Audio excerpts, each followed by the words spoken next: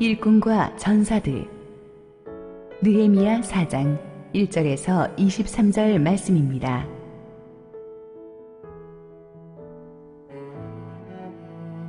산발랏이 우리가 성을 건축한다함을 듣고 크게 분노하여 유다 사람들을 비웃으며 자기 형제들과 사마리아 군대 앞에서 일러 말하되, 이 미약한 유다 사람들이 하는 일이 무엇인가?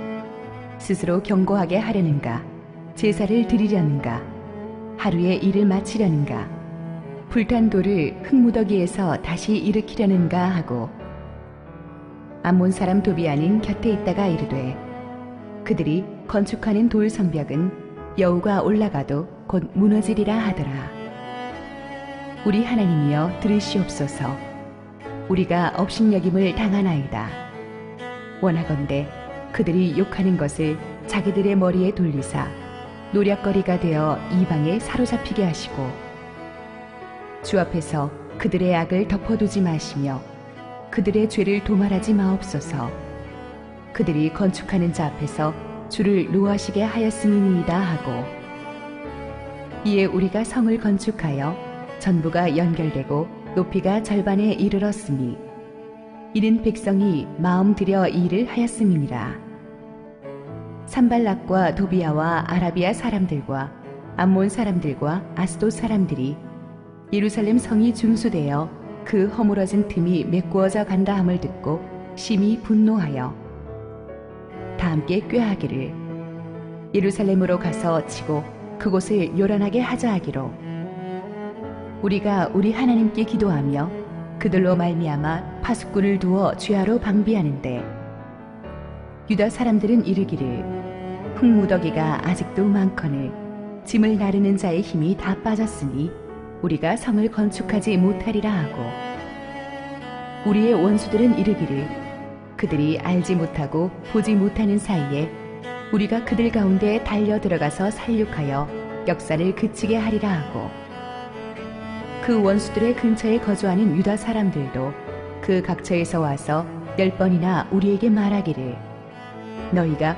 우리에게로 와야 하리라 하기로, 내가 성벽 뒤에 낮고 넓은 곳에 백성이 그들의 종족을 따라 칼과 창과 활을 가지고 서 있게 하고, 내가 돌아본 후에 일어나서 귀족들과 민장들과 남은 백성에게 말하기를, 너희는 그들을 두려워하지 말고 지극히 크시고 두려우신 주를 기억하고 너희 형제와 자녀와 아내와 집을 위하여 싸우라 하였느니라.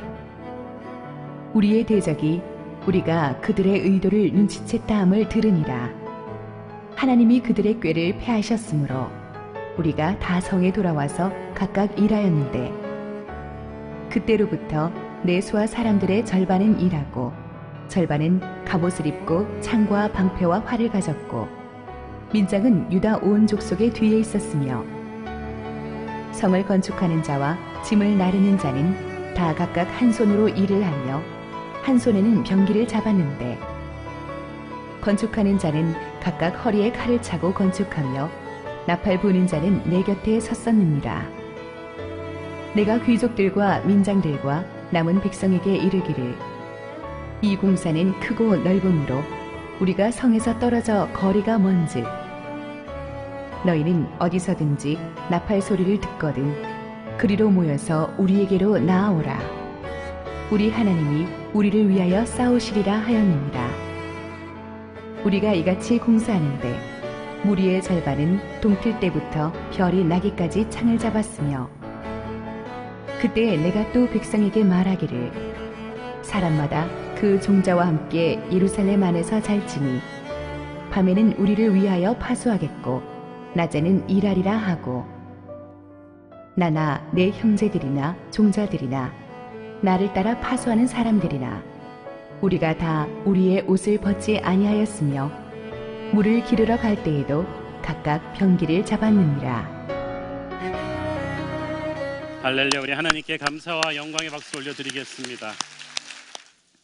스포츠 경기를 할 때 뛰어난 팀들은 항상 다른 팀들의 경계 대상 1순위가 됩니다.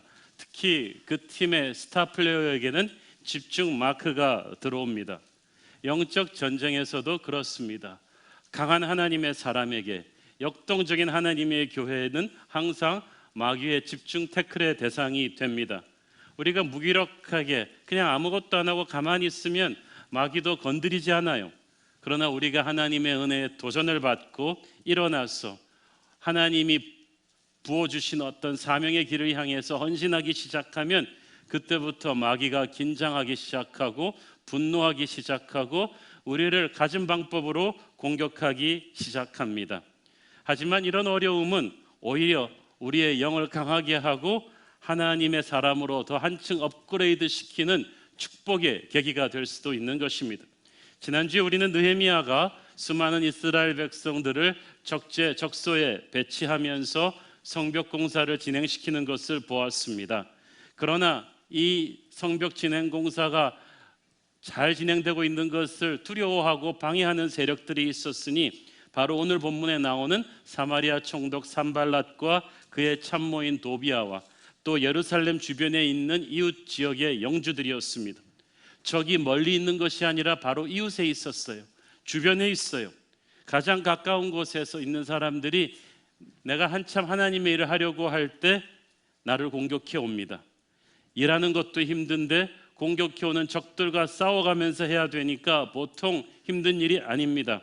그러나 영적인 리더십의 진가는 이런 위기 상황에서 그가 어떻게 대처하는가에 따라서 드러납니다. 오늘 이 본문을 통해서 우리는 진정한 하나님의 리더는 일꾼이며 또한 전사이어야 한다는 것을 배우게 될 것입니다. 1절 읽습니다. 산발랏이 우리가 성을 건축한다 함을 듣고 크게 분노하여 유다 사람들을 비웃으며, 자, 느헤미야가 페르시아 왕궁에서 와서 페르시아 왕의 지원을 받았을 뿐 아니라 백성들의 전폭적인 지지를 받아내서 빠른 속도로 성벽 재건 공사를 진행시키고 있다는 말을 듣고 크게 분노합니다. 마귀의 세력은 하나님의 백성들이 강하고 담대하게 뭉쳐서 하나님의 일을 하는 것을 좋아하지 않습니다. 크게 분노합니다.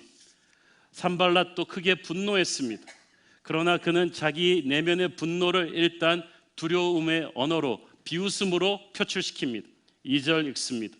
자기 형제들과 사마리아 군대 앞에서 일러 말하되 이 미약한 유다 사람들이 하는 일이 무엇인가? 스스로 견고하게 하려는가?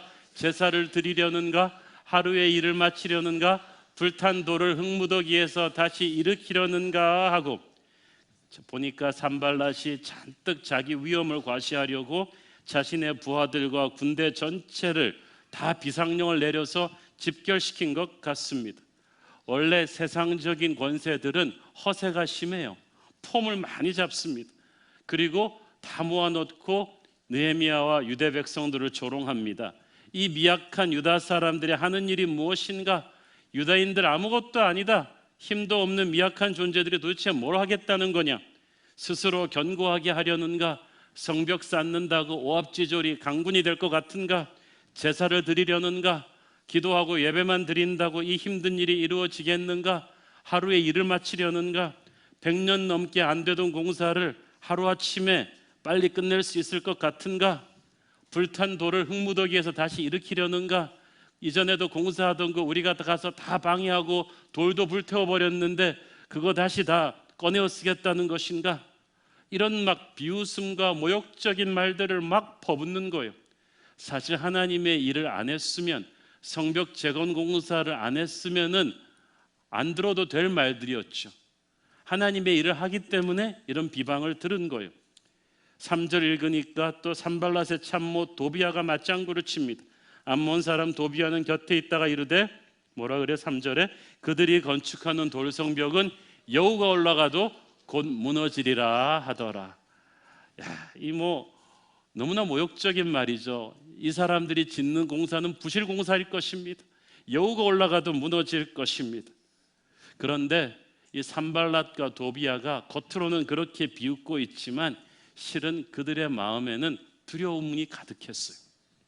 왜냐하면 진짜 유대인들이 미약하다고 믿었다면, 진짜 여우가 올라가도 무너질 정도로 부실 공사라고 믿었다면 이렇게 다 모아서 굳이 이렇게 사납게 말하고 있지 않을 거예요. 어둠의 세력이 말을 세게 사납게 할 때 겁먹지 마십시오. 실은 그들이 속으로 두려워서 그러는 것입니다. 북한이 저렇게 말을 세게 하는 것은 두렵기 때문이에요. 그러니까 여러분이 두려워할 것이 아무것도 없습니다. 그러나 느헤미야는 이 대적들을 두려워하지 않았지만 느헤미야를 믿고 묵묵히 공사에 임하고 있는 백성들은 자꾸 과거의 상처를 자꾸 들고내면서 협박하는 그들의 소리에 심리적으로 흔들릴 수가 있었어요. 그래서 느헤미야가 빠르게 대응합니다. 느헤미야의 첫 번째 대응은 기도하는 것이었습니다. 4절 5절 읽습니다. 우리 하나님이여 들으시옵소서. 우리가 업신여김을 당하나이다. 원하건대 그들이 욕하는 것을 자기들의 머리에 돌리사 노략거리가 되어 이방에 사로잡히게 하시고 주 앞에서 그들의 악을 덮어두지 마시며 그들의 죄를 도말하지 마옵소서. 그들이 건축하는 자 앞에서 주를 노하시게 하였음이니이다 하고, 자, 산발랏은 자기 부하들을 다 모아놓고 하나님의 백성들을 조롱하고 비웃었습니다. 그런데 느헤미야는 유대인들 전부를 모아놓고 아니면 이 지도자들을 모아놓고 함께 합심 기도를 드린 것 같습니다. 그러니까 우리 하나님이여라고 말하는 거 아니겠습니까? 얼마나 대조적입니까?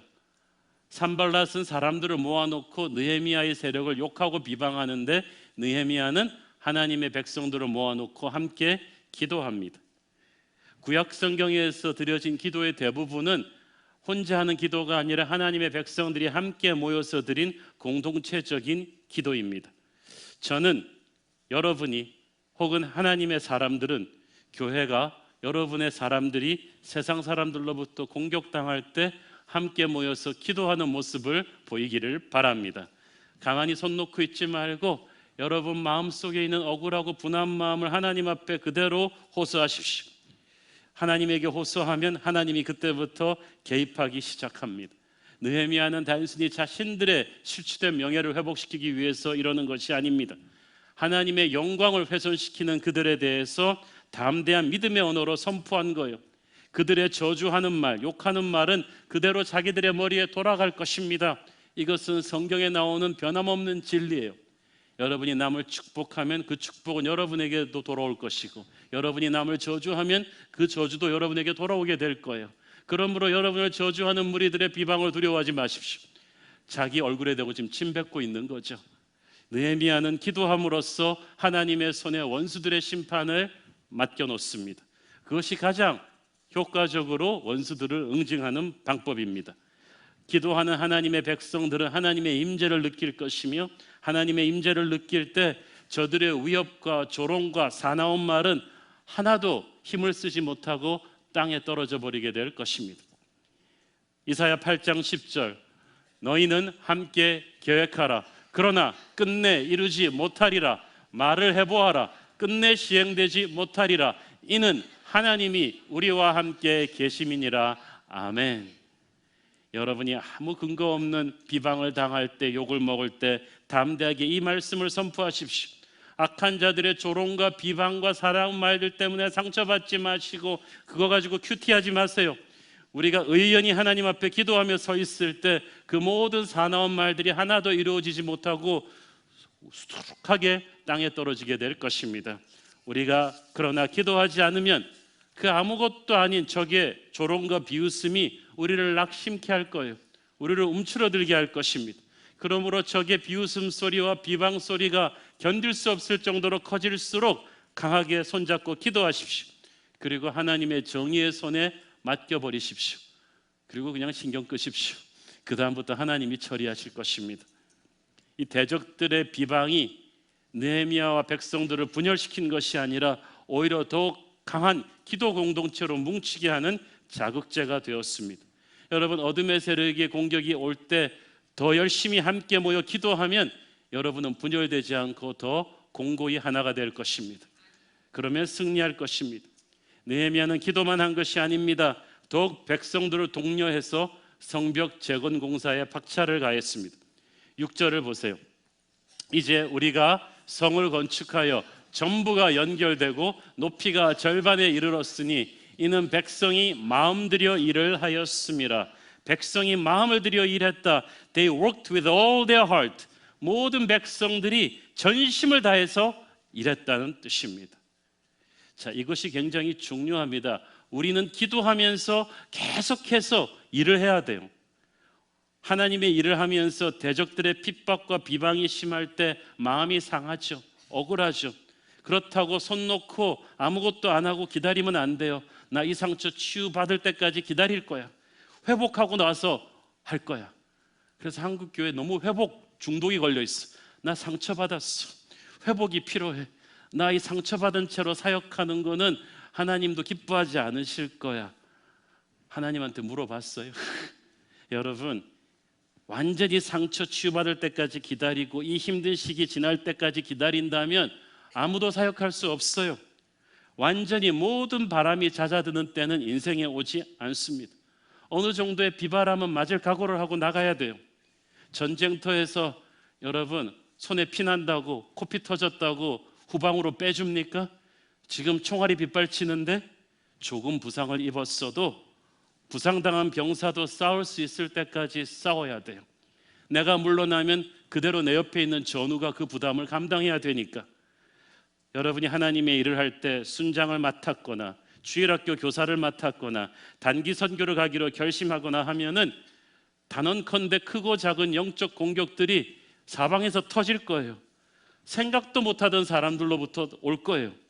오해와 비방을 받기도 하고 가정에서 문제가 터지고 직장에서 멀쩡하던 곳이 사고가 나기도 합니다. 그러면 여러분은 생각할 거예요. 내가 뭘 잘못했지? 우리는 항상 인과응보의 법칙으로 생각하니까 내가 뭘 잘못했지? 그러나 여러분이 잘못해서 일이 터진 게 아니라 오히려 잘하고 있기 때문에 터질 수도 있어요. 왜냐하면 마귀가 그게 싫거든요. 이럴 때일수록 위축돼서 사역을 놓으면 안 돼요. 특별히 여러분 사역을 놓고 그리고 시작하는 그 결정은 여러분 영적 상태가 안 좋을 때 하면 절대 안 됩니다.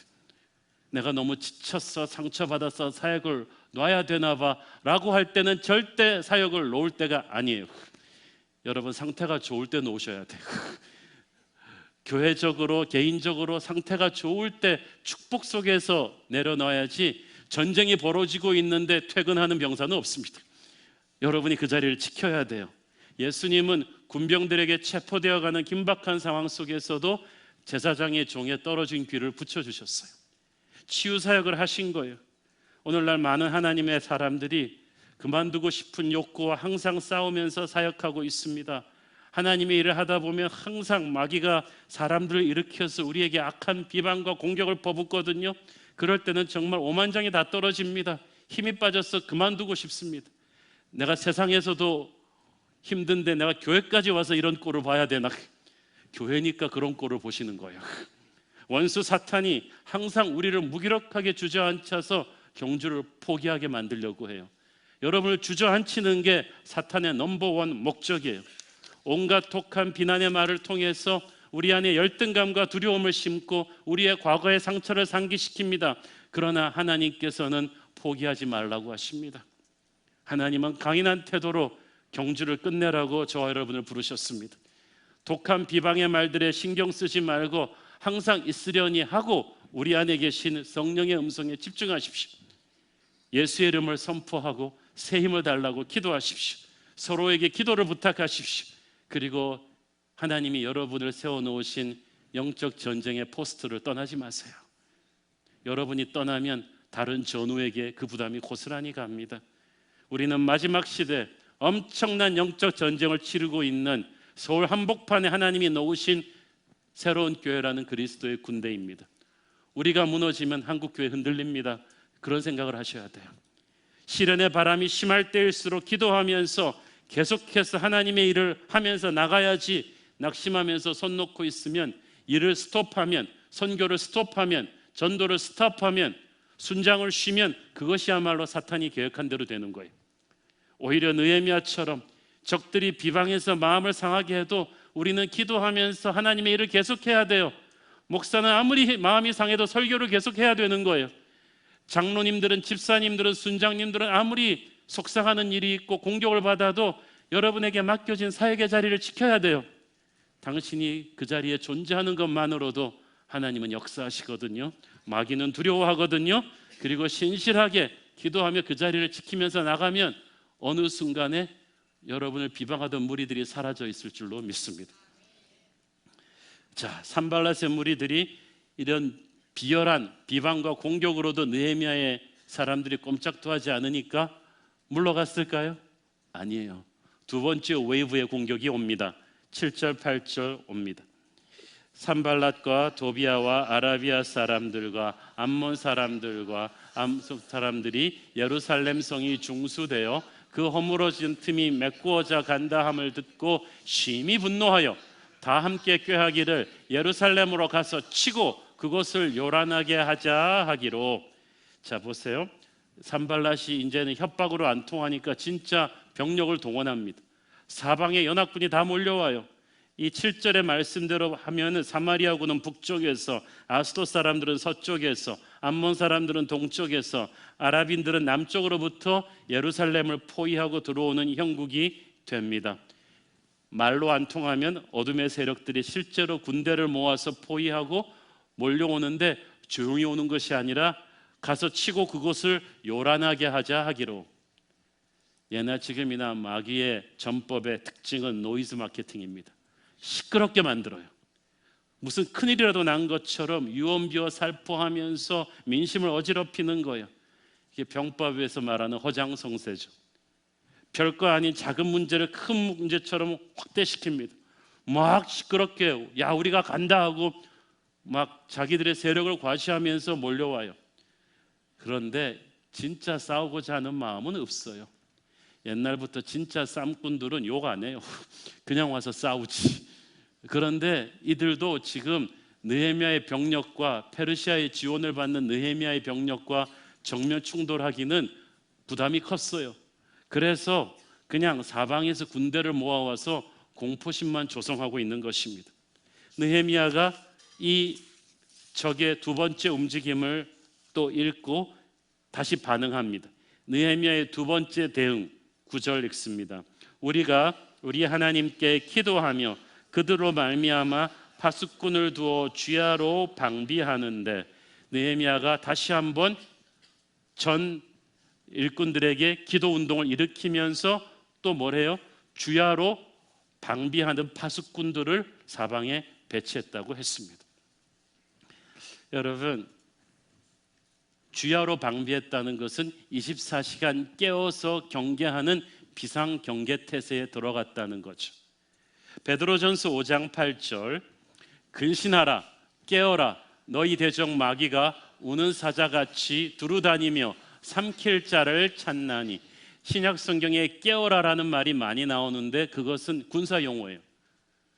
적의 침입이 임박했으니까 언제 어디서 들어올지 모르니까 이건 전투 시에 병력이 24시간 경계태세를 서고 있는 것을 말합니다.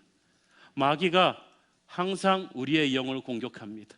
우리의 마음과 생각을 항상 공격하려 들어오기 때문에 우리도 느헤미야처럼 24시간 우리의 마음밭에 우리의 생각 속에 영적인 파수꾼을 세워야만 돼요. 항상 예수님을 묵상하면서 살아야만 됩니다. 데살로니가전서 5장 10절 예수께서 우리를 위하여 죽으사 우리로 하여금 깨어있든지 자든지 자기와 함께 살게 하려 하셨느니라.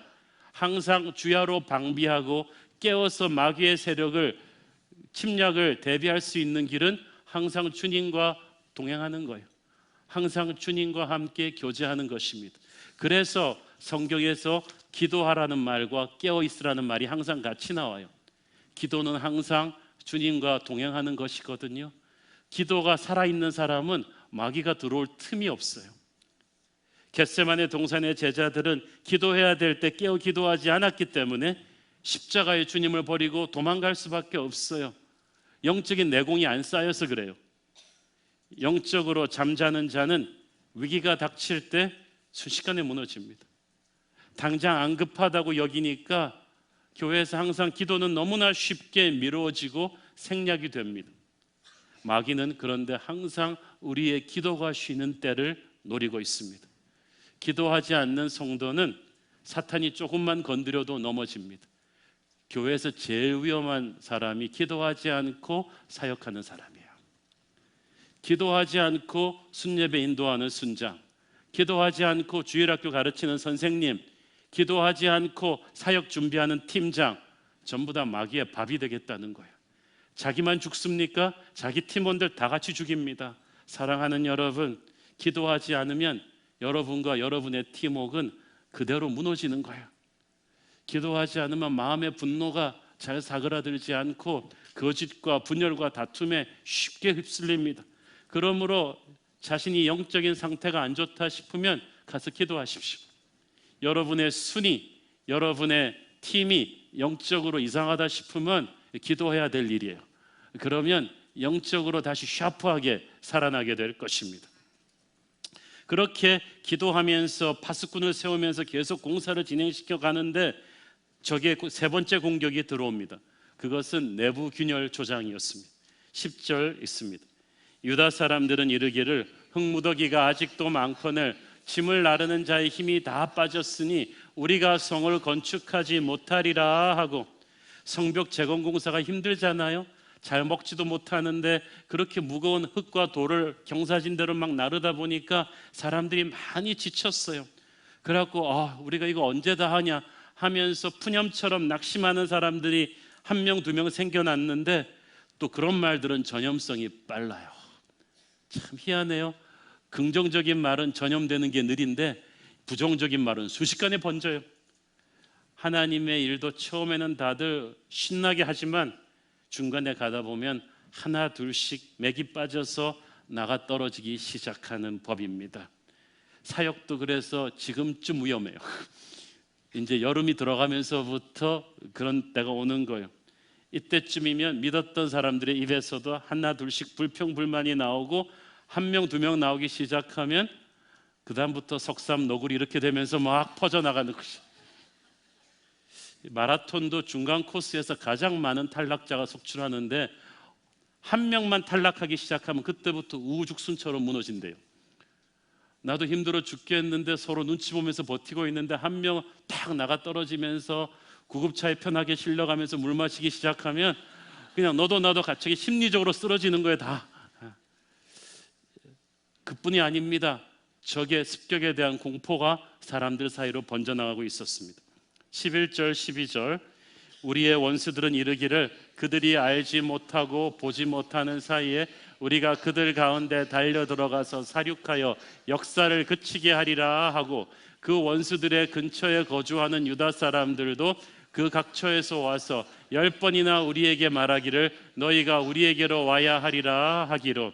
이 원수들이 이제 공사 현장을 급습해서 일하고 있는 사람들을 죽일 것이라는 소문을 막 퍼뜨리기 시작합니다. 실제로 옛날에는 그랬대요. 그래서 성벽 재건공사가 스톱이 됐었죠. 느헤미야처럼 철통같이 방어하는 리더가 오기 전에는 실제로 공사 현장을 습격해서 사람을 죽이고 공사 현장을 불태워서 스톱시켰던 과거 상처를 다시 상기시키는 거예요.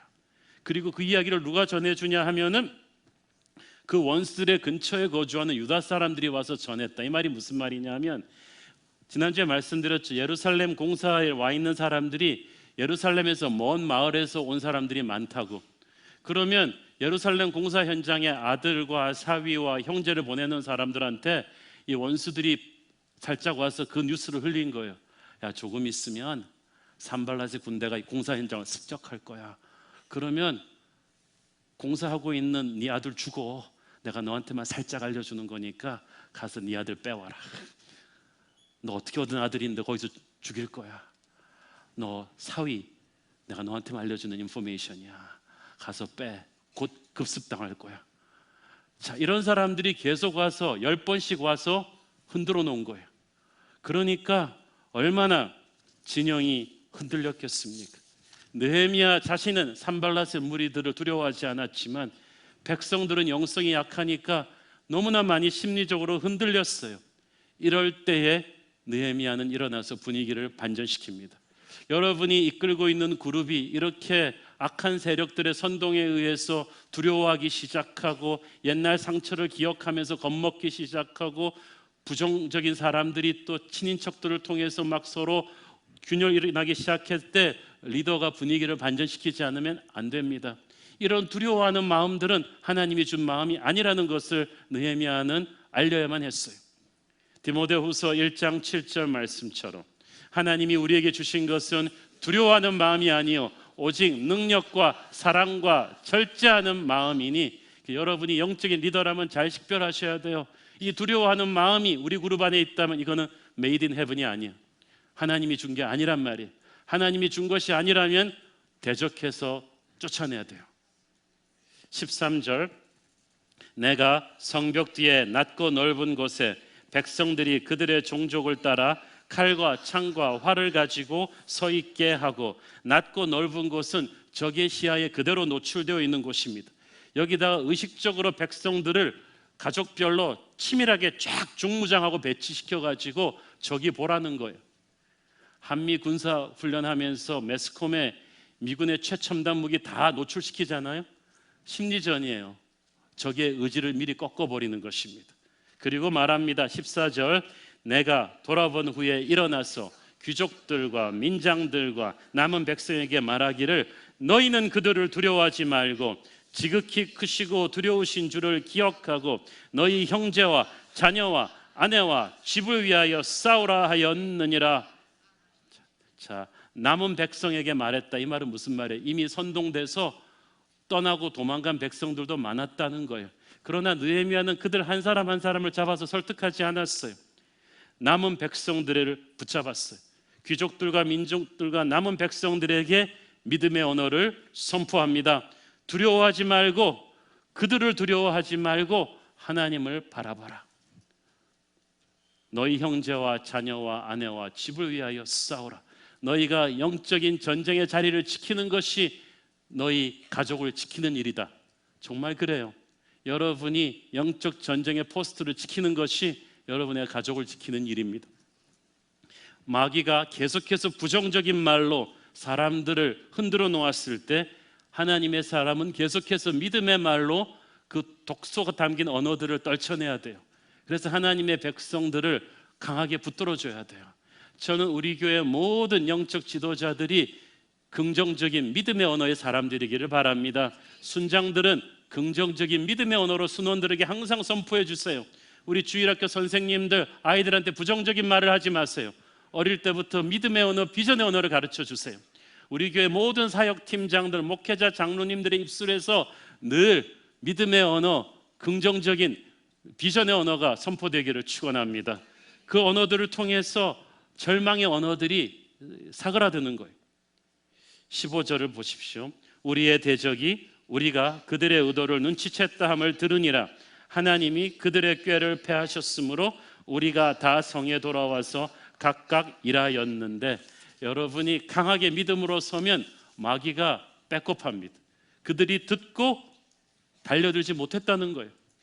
손자병법에 보면 100번 싸워 100번 이기는 게 최고가 아니고 싸우지 않고 적을 꺾어버리는 것이 최고라고 했어요. 어떻게 그럴 수 있어요? 적이 감히 침공할 엄두도 못 낼 정도로 강한 전력을 보여주면 전쟁이 예방이 되는 거예요. 느헤미야가 바로 그렇게 한 것입니다. 마귀를 대적하라. 그러면 너희를 피하리라. 왜 이때까지 여러분이 마귀의 밥이 됐어요? 한 번도 여러분이 마귀를 대적해보지 않았기 때문이에요.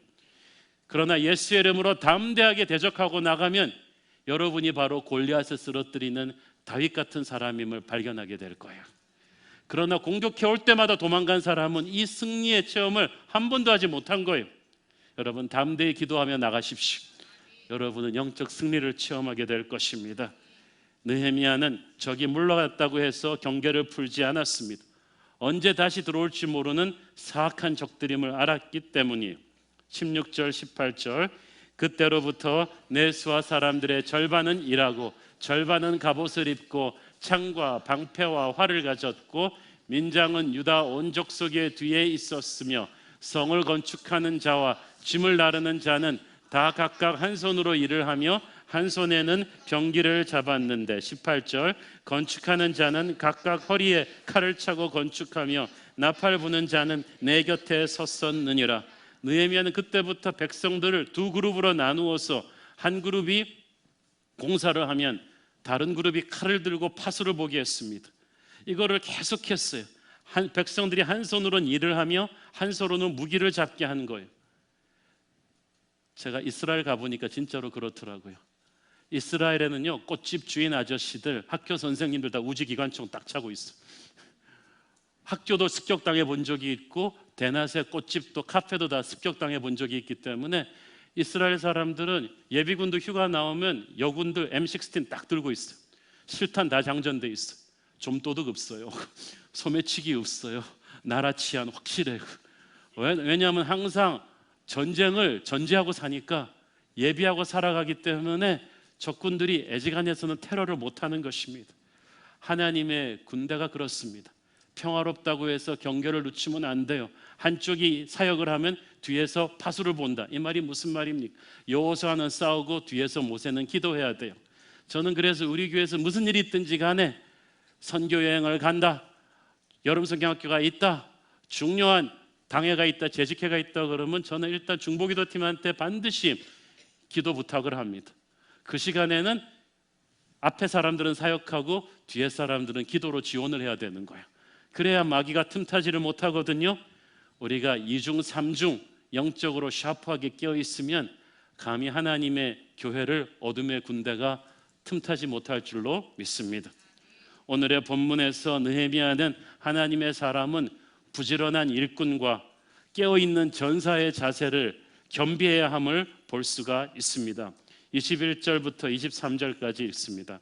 우리가 이같이 공사하는데 무리의 절반은 동틀 때부터 별이 나기까지 창을 잡았으며 그때 내가 또 백성에게 말하기를 사람마다 그 종자와 함께 예루살렘 안에서 잘지니 밤에는 우리를 위하여 파수하겠고 낮에는 일하리라 하고 나나 내 형제들이나 종자들이나 나를 따라 파수하는 사람들이나 우리가 다 우리의 옷을 벗지 아니하였으며 물을 기르러 갈 때에도 각각 병기를 잡았느니라.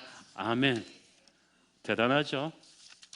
하나님의 사람들은 이런 일꾼과 전사의 일을 겸비해야 되는 거예요. 느헤미야는 잘 때도 이 갑옷을 벗지 않았다고 했습니다. 물을 기르러 갈 때도 무기를 들고 갔다고 했어요. 저는 여기서 정말 중요한 레슨을 봅니다. 일꾼과 전사. 자칫 생각하면 우리 이렇게 생각할 수가 있죠. 아니 내 주 잡은 성벽 재건 공사하러 왔는데 공사하기도 벅찬데 내가 이 방해하는 세력과 이거 싸우는 것까지 해야 되냐? 귀찮게 생각할 수도 있어요. 우리도 그렇지 않습니까? 내가 하나님의 일을 해야 되는데 하나님의 일을 하고 싶은데 자꾸 마귀가 공격해 들어오는 거예요. 그래서 이 마귀의 공격까지도 내가 감당해야 되는가? 나는 순장인데 순장으로서 순 예배 잘 인도하는 교제 준비하기도 벅차 죽겠는데 순장이 되고 나니까 막 영적인 공격이 들어와요. 내가 순장인데 순 예배 인도하는 걸 떠나서 이것까지 해야 되나? 여러분, 그런데 그게 다 패키지에 다 들어있어요. 여러분이 이것도 해야 되냐가 아니라 그것까지도 짭 중에 하나예요. 여러분, 축구 선수가 생각해 보세요. 내 주잡은 저 골대에다가 골을 넣는 건데 귀찮게 내가 수비까지 뚫어야 되나? 수비 선수가 없었으면 좋겠다. 그러면 그게 축구입니까? 수비 선수 하나도 없고 뻥 차서 넣으면? 수비가 있기 때문에 그 수비를 막 뚫고 가는 과정도 축구 게임의 일부이듯이 하나님이 여러분을 불렀을 때 어떤 사명으로 부르셨을 때 그 사명을 감당하는 과정에서 공격해오는 어둠의 권세까지 제압하는 것도 여러분의 사명의 일부분이에요. 그래서 그냥 그러려니 하고 살아야 돼요. 새로운 교회가 선교 여행을 갑니다. 우리가 지금 이제 2주 있다 가는데 우리 선교팀이 기도하며 준비하고 있어요. 할 일이 많아요. 뭐 물건도 사야 되고 훈련도 해야 되고 이 일도 바빠 죽겠는데 지금 아마 모르면 몰라도 선교팀 전원이 각양각색의 영적 공격을 받고 있을 거예요. 내가 가서 일할 것도 바빠 죽겠는데 이것까지 해야 되나? 그게 중요한 선교 여행의 일부분이에요. 모르셨어요? 하나님이 여러분을 주일학교 교사로 불렀다. 주일학교 교과만 잘 가르치면 되는 게 아닙니다. 그 아이들을 공격하고 들어오는 어둠의 권세까지도 여러분이 영적 리더로서 쫓아내는 게 주일학교 교사의 잡 디스크립션이에요. 그게 일부분이에요. 한옥 목사가 새로운 교회 담임 목사로서 여러분에게 날마다 설교만 예쁘게 하고 가면 되는 게 아니에요. 저는 4천 명을 공격하고 있는 마귀 떼거리와 날마다 영적 전쟁을 해야 돼요. 그게 제 짭의 일부분이에요. 그 부르심을 기쁨으로 감당하는 것입니다. 사랑하는 여러분, 여러분은 일꾼이자 전사입니다. 두려워하지 마십시오. 강하고 담대하기를 바랍니다. 하나님의 일을 하는 중간에 지금 여러분을 모함하고 공격하고 억울하게 치고 들어오는 적들의 소리가 여러분을 침체시키고 있습니까? 낙심하고 피곤하고 힘이 듭니까? 올해까지만 하고 그만두고 싶은 마음이 있습니까? 다시 한번 일어나십시오. 바로 그것이 마귀가 원하는 것입니다. 한 손엔 칼을, 한 손에는 쟁기를 잡고 여러분은 다시 현장으로 뛰어들어가야 합니다. 여러분이 안 들어가면 누가 가겠습니까? 한국 교회에서 새로운 교회가 이 전쟁터에서 물러나면 어떻게 되겠습니까? 우리는 하나님이 세우신 이 시대의 마지막 영적 전쟁을 감당해야 될 전사이자 일꾼입니다. 강하고 담대하십시오. 우리는 반드시 승리할 것입니다. 기도하겠습니다. 사랑하는 아버지, 은혜를 감사합니다. 성벽 재건을 하는 과정에 치고 들어오는 수많은 적들의 공격에 담대하게 싸웠던 느헤미야처럼 한 손에는 쟁기를, 한 손에는 칼을 잡고 일꾼과 전사로 그 자리를 지켰던 느헤미야의 백성들처럼 우리도 강하고 담대하게 하나님 나라의 일꾼이자 전사로 서게 하여 주시옵소서. 예수님 이름으로 기도했습니다. 아멘.